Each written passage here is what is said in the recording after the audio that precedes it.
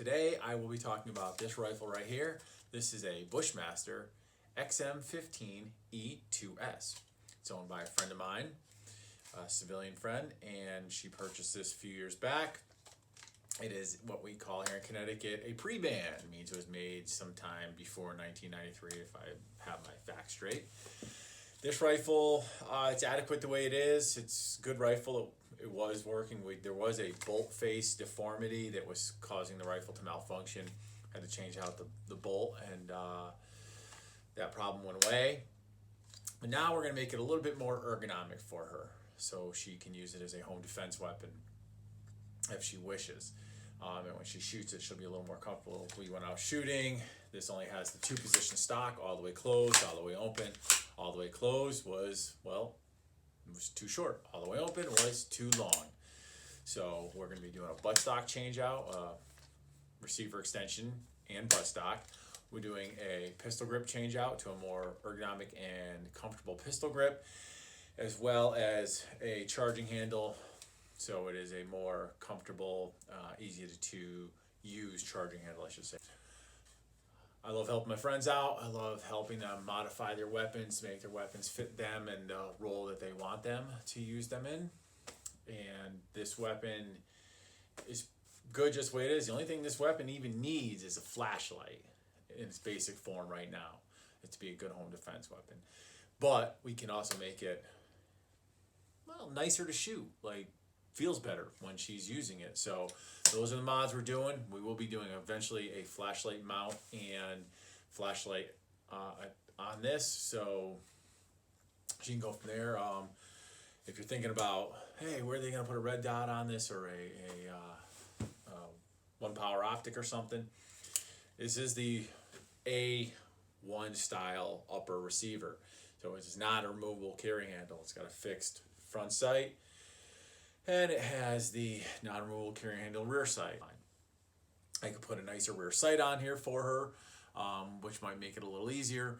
Put a fiber optic front sight or a luminescent front sight, and this thing should be fine. If she ever decides she wants to put a optic on this, well, then we have a few options. Cantilever mount, direct mount right on top of the carry handle. You could put a new rail on here that bolts into place here. I could take this off, put a rail that permanently mounts on, or she could just buy a whole new upper. So she's got a lot of options, but right now we just want to do the basics to make it more comfortable for her to shoot, and then the flashlight, so it is a true home defense weapon identification, so you know whether you need to engage or not. We'll see where this goes. It should be an interesting build. I'll show you guys the results shortly. Thanks.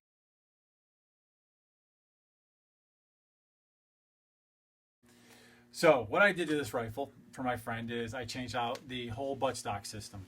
I changed out the receiver extension tube. I changed out the buttstock. I changed out the buffers and buffer spring, or receiver spring. And I put a BCM Gunfighter buttstock on here. I think it's a great buttstock, easy to use, sturdy, comfortable. I put a BCM receiver extension tube. It is staked in place. On here as well, so it went from 2-position, the old style 2-position buffer tube with the old style buttstock, to rubber buttstock 6-position but 5-position receiver extension tube. Up from that, I put this Gunfighter charging handle on it. See that right there? It's the Mod 4B charging handle. I think this is an excellent charging handle. It allows for one-handed manipulation of the rifle real easily. For whatever it is you have to manipulate the bolt. Below that, I put a Magpul Mod K2 pistol grip. I like this pistol grip because it's got this rubber coating on it, and that rubber coating is super comfortable and super sticky when it is wet out, your hands are sweaty, it's raining, humid, things like that. So all fairly easy modifications. I did change out the bolt. If I told you in the first video, the bolt in this was machined improperly, causing malfunctions. It had a round bolt face instead of a flat bolt face. And then up here, I put a impact weapons components mount, and it mounts right to these holes right here. And then I attached a Surefire X300 light to it. It's an older one, but it still works plenty fine. I want to say it's like 300 lumens, which is adequate for inside of a house. You know, it's not going to blind anybody to the point where they're going to just give up, but I don't really think any light will do that for the most part, unless you're shooting a billion lumen or candela at them or something like that. But I like this light because it's super ambidextrous. Unlike a stream light, where if you rock it in one direction, it's constant, rock it in another direction, it's momentary, and then vice versa for the other side of the switch. This one, if you just push up on either switch, it's momentary. So just pressure in, you know, and you can manipulate that with your thumb by putting a little pressure on it, boom, and the light is momentary. You rock it, doesn't matter which way you rock it or which one you rock, because they're attached to each other, it's one piece, it goes constant.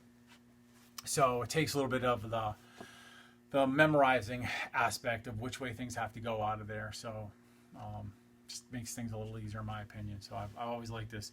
It's better than stream lights. I do like the Enforce lights. You know, I know they had some problems in the past, but I do like them. I do like the stream lights. They are quality. They do last as well. Who else makes lights? Olight makes a light, right? I think I've heard of them. I don't know who else makes pistol lights, but the three I generally stick with is Surefire, Streamlight, and Enforce. So I think you're good with any one of those on there for the most part. So hope you enjoyed this. I enjoy making this stuff for you. You can check me out on Instagram, Facebook, YouTube, Patriot Performance Shooting. Give me a like, share me with your friends, subscribe, would be appreciated. And leave comments, you know, tell me what you think. Be more than happy to debate and talk with you in a friendly manner about anything. So you all have a great day. Stay safe out there. And remember, you are responsible for your safety. No one else but you.